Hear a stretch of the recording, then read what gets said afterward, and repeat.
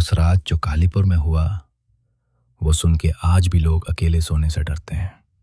एक बच्ची थी 10 साल की, मासूम प्यारी। वो सिर्फ अपनी गुड़िया लेने गई थी और फिर वो कभी नहीं लौटी। पर सबसे डरावनी बात ये नहीं है। सबसे डरावनी बात यह है कि उसका बाप जानता था वो वहां गई है और फिर भी वो भागा नहीं। कालीपुर एक ऐसा गांव जहां रात को कुत्ते भी नहीं भौंकते थे, जहां बरगद के पेड़ के पास से कोई नहीं गुजरता था, जहां एक समाधि में कुछ सोया हुआ था 50 साल से, मांस का भूखा, इंसानी मांस का। और एक रात वो जाग गया। आज की ये कहानी आप अकेले मत सुनिए, और अगर सुन रहे हैं तो पीछे मुड़ के मत देखिएगा। गांव का नाम था कालीपुर। वो गांव जहां शाम ढलते ही औरतें अपने बच्चों को घर के अंदर खींच लेती थीं, जहां रात को कुत्ते भी नहीं भौंकते थे, बस कांपते थे, जहां बरगद के पेड़ के नीचे से कोई नहीं गुजरता था, चाहे रास्ता कितना भी लंबा क्यों ना हो जाए।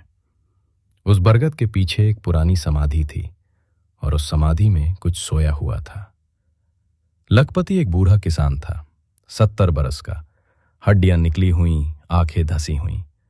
उसे गांव का इतिहास मुंह जबानी याद था। वो बताता था कि 50 बरस पहले इस गांव में एक ओझा रहता था, शिवदत्त। उसने किसी मुर्दे को जमीन से उठाया था, किसी काले कर्म के लिए, और वो मुर्दा पिशाच बनकर उसी को खा गया। उसकी हड्डियां उसी समाधि में दफन हैं। जब तक समाधि की ईंट सलामत है, लखपति कहता था, पिशाच सोया रहेगा। लोग हंसते थे, कहते थे बुढ़ा पागल हो गया है। फिर एक रात समाधि टूट गई। मंगलू एक नौजवान था, 25 बरस का, तगड़ा, बेफिक्र। वो रात को नदी किनारे मछली पकड़ने जाया करता था। उस रात भी गया, लेकिन लौटा नहीं। सुबह गांव वालों ने उसका जाल नदी किनारे पड़ा पाया। जाल में मछलियां थीं, पर मंगलू नहीं था। बस जमीन पर एक निशान था, खिंचने का निशान, 2 एड़ियों के निशान जो मिट्टी में गहरे धसे हुए थे और किसी अनजान दिशा में खिंचते चले गए थे। किसी जानवर के पंजे के निशान नहीं थे, बस 2 पैरों के निशान जो उन निशानों के साथ साथ चलते थे। अगले 3 दिन गांव में सन्नाटा रहा। चौथी रात रामकली की बारी आई। रामकली, मंगलू की मां, रोते रोते बेटे को ढूंढने निकली थी। सब ने रोका, उसने नहीं सुना। हाथ में मशाल लेकर बरगद की तरफ गई। आधी रात बाद गांव के लोगों ने एक चीख सुनी। वो चीख इंसानी थी, पर उसमें कुछ और भी था। एक गहरी भारी सांस की आवाज, जैसे कोई बहुत बड़ा जीव श्वास ले रहा हो। सुबह रामकली की मशाल बरगद के नीचे बुझी हुई मिली। रामकली नहीं मिली। अब गांव में डर घर कर गया। पंडित केदारनाथ ने पंचायत बुलाई। सब इकट्ठा हुए। लखपति भी आया। उसकी आंखों में वो भाव था जो तब आता है जब कोई जानता हो कि उसकी बात सच निकल आई। पिशाच जाग गया, उसने कहा। समाधि की पश्चिमी दीवार टूटी है, मैंने परसों देखा था। पिशाच कैसा होता है? किसी ने पूछा। लखपति ने सांस भरी। उसका शरीर ठंडा होता है, पत्थर जैसा। उसकी आंखें नहीं होती, बस 2 गड्ढे होते हैं, काले, जिनमें झांकने पर खुद की मौत दिखती है। उसके दांत नुकीले होते हैं, पर वो सीधे नहीं काटता। पहले सूंघता है, बहुत देर तक सूंघता है। जिंदा मांस की गंध उसे पागल कर देती है, और जब वो खाता है तो हड्डी तक साफ करता है, एक भी निशान नहीं छोड़ता।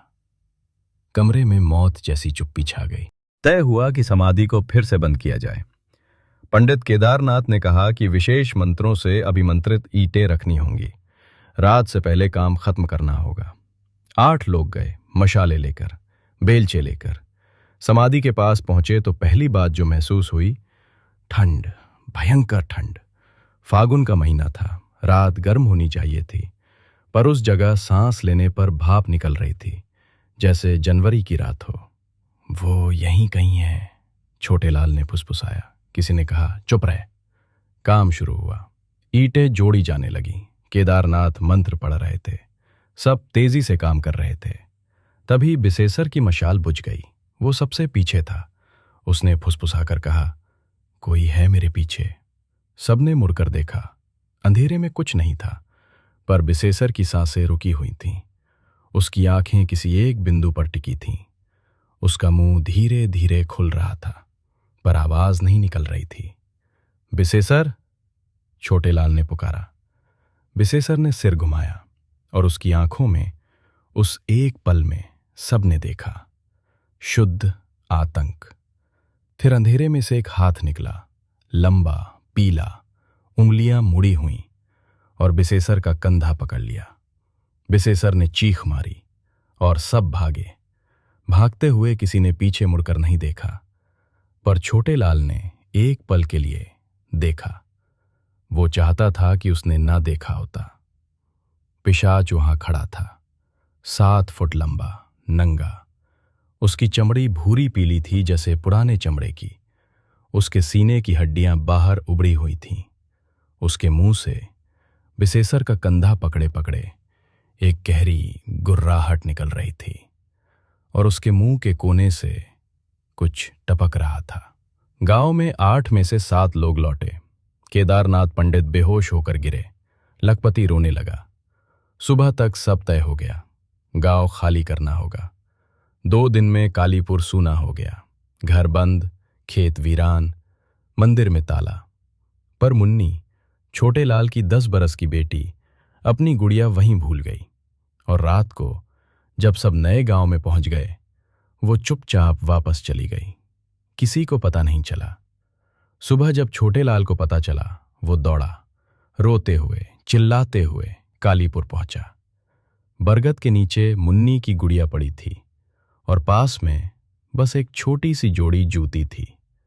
छोटे लाल वहीं बैठ गया, घंटों, दिन भर, रात तक।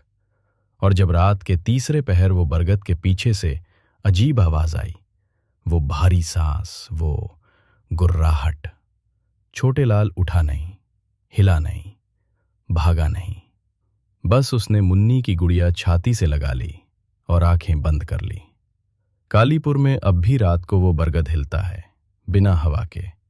और गांव के बच्चे जो कभी कभी पास से गुजरते हैं, कहते हैं कि उस पेड़ के नीचे कभी कभी एक छोटी सी जूती दिखती है और एक टूटी हुई गुड़िया। छोटे लाल उस रात कालीपुर में बैठा रहा, मुन्नी की गुड़िया सीने से लगाए, आंखें बंद किए, और वो आवाज, वो भारी सांस पास आती रही। उसके बाद कालीपुर में कोई नहीं गया, आज भी नहीं जाता। पर जो लोग पास से गुजरते हैं, वो कहते हैं उस बरगद के नीचे आज भी एक टूटी गुड़िया पड़ी है, और रात को उस गुड़िया के पास से एक बच्चे के रोने की आवाज आती है।